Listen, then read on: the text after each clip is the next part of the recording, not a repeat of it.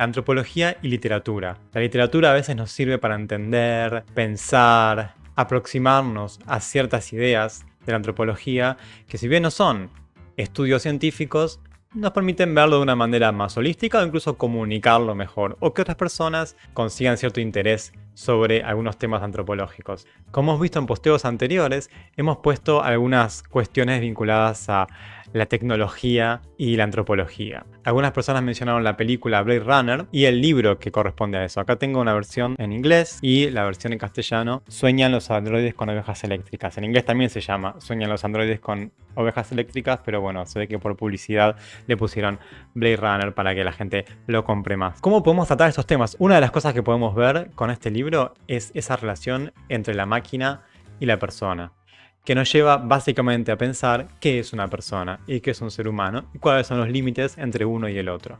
Es un excelente libro para poder explorar esa discusión. Tratando de no spoilear, en este libro, Philip K. Dick nos muestra un mundo, un futuro, donde existen androides.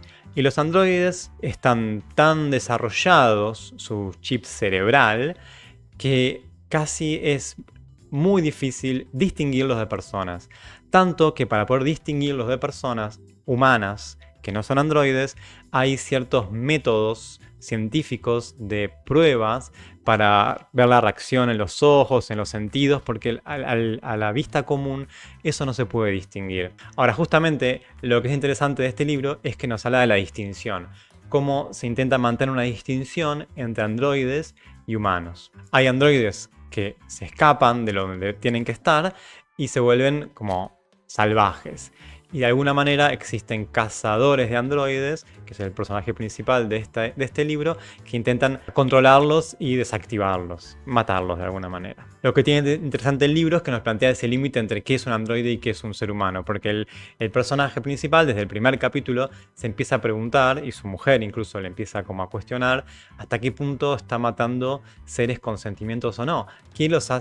¿Qué hace la diferencia entre un androide y un humano? Los androides hablan, actúan, interactúan, recuerdan como humanos, incluso sienten, pareciera que sienten. Y los androides mismos nos vamos dando cuenta que algunos de ellos ni siquiera tienen conciencia de que son androides y han sido socializados como humanos y les han dicho que son humanos.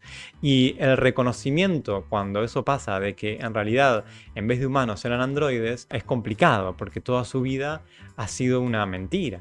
Y se plantea la cuestión moral de ¿puedo matar un androide como si fuese una cosa en vez de como si fuese un humano? Toda esa polémica sobre el límite entre qué es una persona y qué no es espectacular y está totalmente profundizada a través de todo este libro. Hay un momento en que un androide dice los gusanos son tratados incluso mejor que nosotros porque se los considera con vida.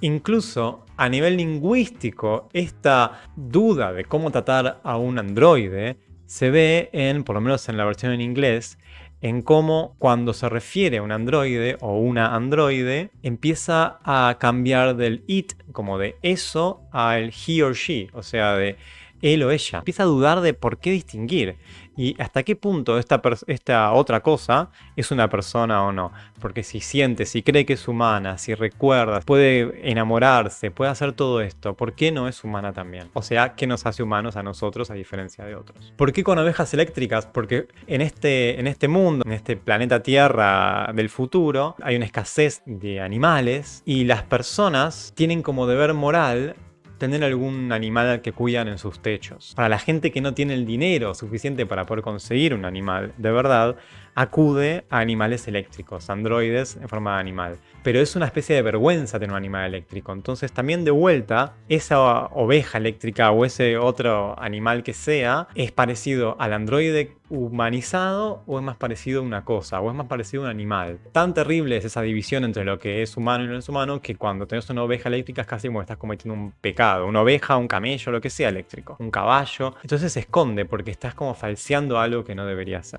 Entonces, ¿cómo reconocer si el otro es un androide o no? La preocupación por esa diferencia y la preocupación por no ser una persona completa por no tener un animal vivo. Tener un animal que en realidad es un androide implica que tu lugar en el mundo, de alguna manera, no es el correcto. Y por eso ese intento de tener animales, sea como sea, y de todo el negocio paralelo de los animales falsos androides, para por lo menos aparentar que sos un humano completo, aunque económicamente no puedas llegar a eso. Ahí me hace acordar a los ñames con los Trobriand, porque todo nos tiene que hacer acordar a los ñames, ¿no? En algún punto. No por el tema de la reciprocidad, de dar o recibir, sino por el tema de cómo cuidar a los ñames. De qué manera ese cuidado total que implica gran parte de la vida de un trobriandés, resultado en poder mostrar públicamente esos ñames, no es solamente el resultado de un trabajo individual, sino casi de un trabajo moral completo que habla de la persona y del prestigio que esa persona tiene. Eso material me está marcando un prestigio detrás que tiene que ver con el trabajo puesto